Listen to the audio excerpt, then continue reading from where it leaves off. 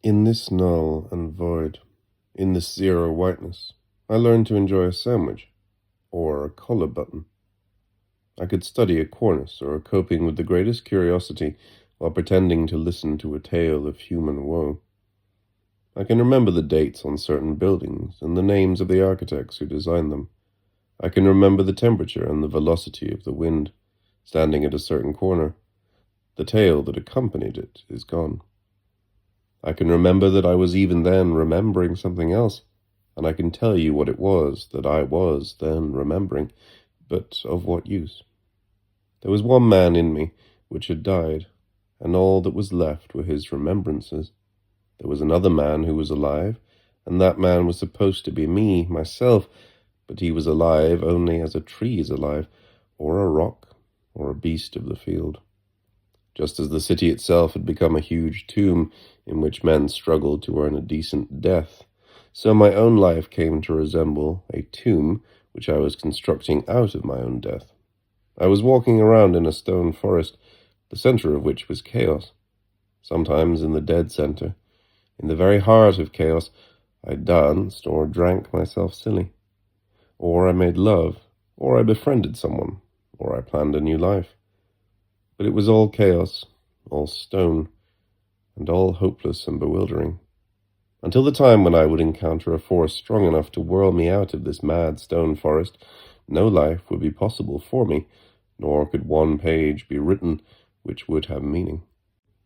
Perhaps in reading this, one has still the impression of chaos, but this is written from a live center, and what is chaotic is merely peripheral, the tangential shreds, as it were, of a world which no longer concerns me. Only a few months ago, I was standing in the streets of New York, looking about me as years ago I had looked about me. Again, I found myself studying the architecture, studying the minute details which only the dislocated eye takes in. But this time it was like coming down from Mars. What race of men is this? I asked myself. What does it mean? And there was no remembrance of suffering, or of the life that was snuffed out in the gutter, only that I was looking upon a strange and incomprehensible world, a world so removed from me that I had the sensation of belonging to another planet. From the top of the Empire State Building, I looked down one night upon the city which I knew from below. There they were, in true perspective, the human ants with whom I had crawled, the human lice with whom I had struggled. They were moving along at a snail's pace, each one doubtless fulfilling his microcosmic destiny. In their fruitless desperation, they had reared this colossal edifice, which was their pride and boast. And from the topmost ceiling of this colossal edifice they had suspended a string of cages, in which the imprisoned canaries warbled their senseless warble.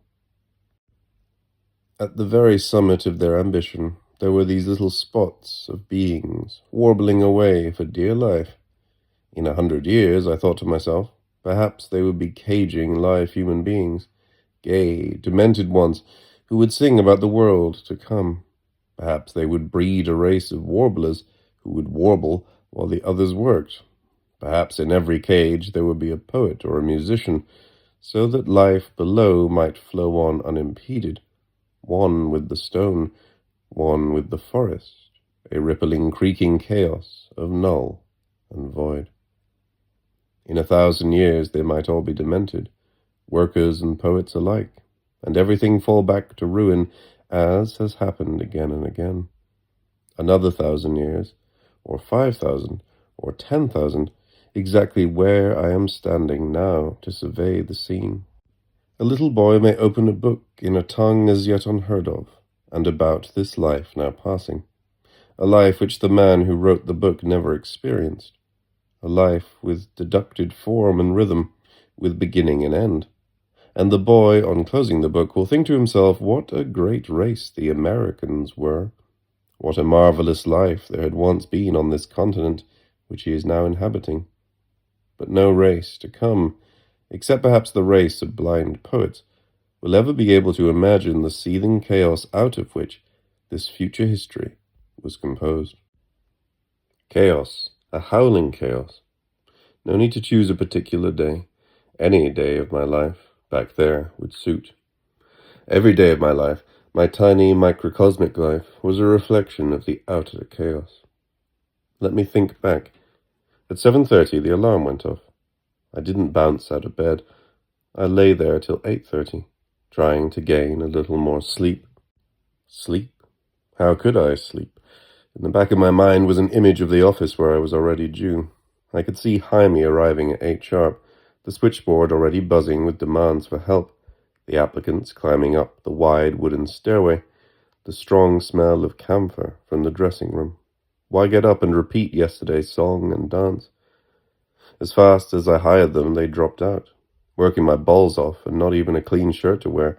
Mondays I got my allowance from the wife, car fare and lunch money. I was always in debt to her, and she was in debt to the grocer, the butcher, the landlord, and so on. I couldn't be bothered shaving. There wasn't time enough. I put on the torn shirt, gobble up the breakfast, and borrow a nickel for the subway. If she were in a bad mood, I would swindle the money from the newsdealer at the subway. I get to the office out of breath, an hour behind time, and a dozen calls to make before I even talk to an applicant. While I make one call, there are 3 other calls waiting to be answered. I use 2 telephones at once. The switchboard is buzzing. Jaime is sharpening his pencils between calls. McGovern, the doorman, is standing at my elbow to give me a word of advice about one of the applicants, probably a crook, who is trying to sneak back under a false name. Behind me, the cards and ledgers containing the name of every applicant who had ever passed through the machine. The bad ones are starred in red ink. Some of them have 6 aliases after their names. Meanwhile, the room is crawling like a hive. The room stinks with sweat, dirty feet, old uniforms, camphor, Lysol, bad breaths. Half of them will have to be turned away. Not that we don't need them, but that even under the worst conditions, they just won't do. The man in front of my desk, standing at the rail with palsied hands and bleary eyes, is an ex-mayor of New York City. He's 70 now, and would be glad to take anything. He has wonderful letters of recommendation, but we can't take anyone over 45 years of age. 45 in New York is the deadline. The telephone rings, and it's a smooth secretary from the YMCA. Wouldn't I make an exception for a boy who has just walked into his office, a boy who was in the reformatory for a year or so? What did he do? He tried to rape his sister. An Italian, of course. O'Mara, my assistant, is putting an applicant through the 3rd degree. He suspects him of being an epileptic. Finally, he succeeds, and for good measure, the boy throws a fit right there in the office. One of the women faints.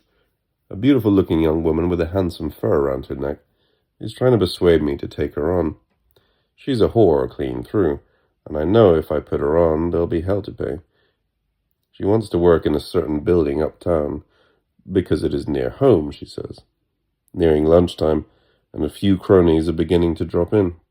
They sit around watching me work, as if it were a vaudeville performance. Kronsky, the medical student, arrives. He says one of the boys I've just hired has Parkinson's disease. I've been so busy I haven't had a chance to go to the toilet. All the telegraph operators, all the managers, suffer from hemorrhoids, so O'Rourke tells me. He's been having electrical massages for the last 2 years, but nothing works. Lunchtime, and there are 6 of us at the table. Someone will have to pay for me, as usual. We gulp it down and rush back. More calls to make, more applicants to interview. The vice president is raising hell because we can't keep the force up to normal. Every paper in New York, and for 20 miles outside New York, carries long ads demanding help. All the schools have been canvassed for part-time messengers. All the charity bureaus and relief societies have been invoked. They drop out like flies. Some of them don't even last an hour. It's a human flour mill. And the saddest thing about it is that it's totally unnecessary. But that's not my concern. Mine is to do or die, as Kipling says. I plug on, through one victim after another, the telephone ringing like mad, the place smelling more and more vile, the holes getting bigger and bigger. Each one is a human being asking for a crust of bread. I have his height, weight, color, religion, education, experience, etc. All the data will go into a ledger to be filed alphabetically and then chronologically. Names and dates, fingerprints too, if we had the time for it. So that what? So that the American people may enjoy the fastest form of communication known to man, so that they may sell their wares more quickly, so that the moment you drop dead in the street, your next of kin may be apprised immediately. That is to say, within an hour, unless the messenger to whom the telegram is entrusted decides to throw up the job and throw the whole batch of telegrams in the garbage can. 20 million Christmas blanks, all wishing you a Merry Christmas and a Happy New Year, from the directors and president and vice president of the Cosmo-Demonic Telegraph Company. And maybe the telegram reads, "Mother dying, come at once." But the clerk is too busy to notice the message, and if you sue for damages, spiritual damages, there's a legal department trained expressly to meet such emergencies, and so you can be sure that your mother will die, and you will have a Merry Christmas and Happy New Year just the same. The clerk, of course, will be fired, and after a month or so he will come back for a messenger's job, and he will be taken on and put on the night shift near the docks, where nobody will recognize him, and his wife will come with the brats to thank the general manager, or perhaps the vice president himself, for the kindness and consideration shown. And then one day everybody will be heartily surprised that said messenger robbed the till, and O'Rourke will be asked to take the night train for Cleveland or Detroit, and to track him down, even if it costs $10,000. And then the vice president will issue an order that no more Jews are to be hired. But after 3 or 4 days he will let up a bit, because there are nothing but Jews coming for the job. And because it's getting so very tough and the timber so damn scarce, I'm on the point of hiring a midget from the circus, and I probably would have hired him if he hadn't broken down and confessed that he was a she. And to make it worse, Valeska takes it under her wing, takes it home that night, and under pretense of sympathy gives it a thorough examination, including a vaginal exploration with the index finger of the right hand. And the midget becomes very amorous, and finally very jealous. It's a trying day, and on the way home I bump into the sister of one of my friends, and she insists on taking me to dinner. After dinner we go to a movie, and in the dark we begin to play with each other, and finally it gets to such a point that we leave the movie and go back to the office, where I lay her out on the zinc-covered table in the dressing room. And when I get home, a little after midnight, there's a telephone call from Valeska, and she wants me to hop into the subway immediately and come to her house. It's very urgent. It's an hour's ride, and I'm dead weary, but she said it was urgent, and so I'm on my way. And when I get there, I meet her cousin, a rather attractive young woman who, according to her own story, had just had an affair with a strange man because she was tired of being a virgin. And what was all the fuss about? Why this, that in her eagerness she had forgotten to take the usual precautions, and maybe now she was pregnant. And then what? They wanted to know what I thought should be done, and I said, nothing. And then Valeska takes me aside, and she asks me if I wouldn't care to sleep with her cousin, to break her in, as it were, so that there wouldn't be a repetition of that sort of thing. The whole thing was cockeyed, and we were all laughing hysterically, and then we began to drink. The only thing they had in the house was kummel, and it didn't take much to put us under. And then it got more cockeyed, because the two of them began to paw me, and neither one would let the other do anything. The result was I undressed them both and put them to bed, and they fell asleep in each other's arms. And when I walked out, toward 5 a.m., I discovered I didn't have a cent in my pocket, and I tried to bum a nickel from a taxi driver, but nothing doing, so finally I took off my fur-lined overcoat and gave it to him for a nickel. When I got home, my wife was awake and sore as hell because I had stayed out so long. We had a hot discussion, and finally I lost my temper, and I clouded her, and she fell on the floor and began to weep and sob. And then the kids woke up, and hearing the wife bawling, she got frightened and began to scream at the top of her lungs. The girl upstairs came running down to see what was the matter. She was in her kimono, and her hair was hanging down her back. In the excitement, she got close to me, and things happened without either of us intending anything to happen. We put the wife to bed with a wet towel around her forehead, and while the girl upstairs was bending over her, I stood behind her, and lifting her kimono, I got it into her, and she stood there a long time, talking a lot of foolish, soothing nonsense. Finally, I climbed into bed with the wife, and to my utter amazement, she began to cuddle up to me. And without saying a word, we locked horns, and we stayed that way until dawn. I should have been worn out, but instead I was wide awake, and I lay there beside her, planning to take the day off and look up the whore with the beautiful fur whom I was talking to earlier in the day. After that, I began to think about another woman, the wife of one of my friends, who always twitted me about my indifference. And then I began to think about one after the other, all those whom I had passed up for one reason or another, until finally I fell sound asleep, and in the midst of it I had a wet dream. At 7:30 the alarm went off as usual, and as usual I looked at my torn shirt hanging over the chair, and I said to myself, what's the use? And I turned over. At 8 o'clock the telephone rang, and it was Jaime. Better get over quickly, he said, because there's a strike on. And that's how it went, day after day. And there was no reason for it, except that the whole country was cockeyed, and what I relate was going on everywhere, either on a smaller scale or a larger scale, but the same thing everywhere, because it was all chaos, and all meaningless. It went on that way, day in and day out, for almost 5 solid years. The continent itself perpetually racked by cyclones, tornadoes, tidal waves, floods, droughts, blizzards, heat waves, pests, strikes, hold-ups, assassinations, suicides, a continuous fever and torment, an eruption, a whirlpool. I was like a man sitting in a lighthouse. Below me the wild waves, the rocks, the reefs, the debris of shipwrecked fleets. I could give the danger signal, but I was powerless to avert catastrophe. I breathed danger and catastrophe. At times the sensation of it was so strong that it belched like fire from my nostrils. I longed to be free of it all, and yet I was irresistibly attracted. I was violent and phlegmatic at the same time.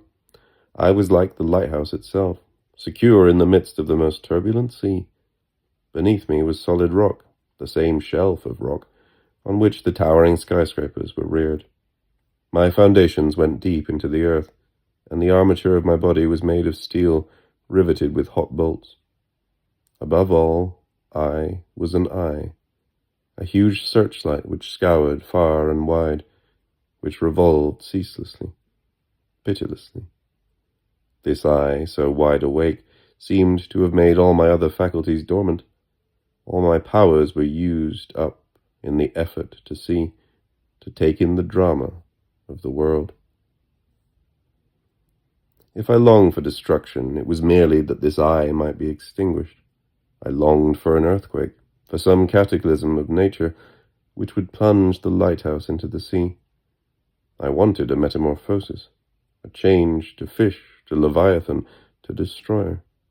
I wanted the earth to open up, to swallow everything in one engulfing yawn. I wanted to see the city buried fathoms deep in the bosom of the sea.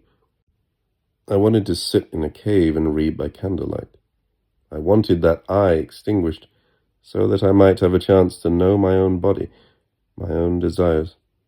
I wanted to be alone for 1,000 years, in order to reflect on what I had seen and heard, and in order to forget. I wanted something of the earth which was not of man's doing, something absolutely divorced from the human of which I was surfeited. I wanted something purely terrestrial, and absolutely divested of idea. I wanted to feel the blood running back into my veins, even at the cost of annihilation. I wanted to shake the stone and the light out of my system. I wanted the dark fecundity of nature, the deep well of the womb, silence, or else the lapping of the black waters of death. I wanted to be that night which the remorseless eye illuminated, a night diapered with stars and trailing comets. To be, of night, so frighteningly silent, so utterly incomprehensible and eloquent at the same time.